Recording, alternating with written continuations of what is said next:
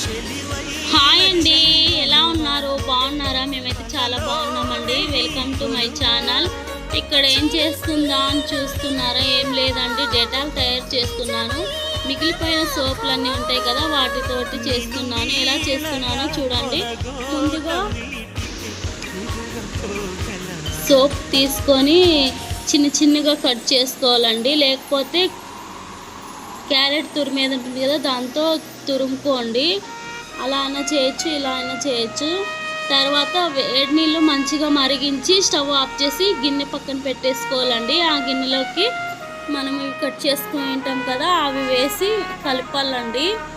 Soap అంతా మంచిగా కరిగేంత వరకు కలుపుకోండి. అలా కరిగిన తర్వాత డేటాల్లో వేసుకోవడమే. డేటాల్ డబ్బా వేస్ట్ది ఉంటుంది కదండి, ఖాళీ డబ్బా, అందులోకి పోసుకోవడం, అంతేనండి.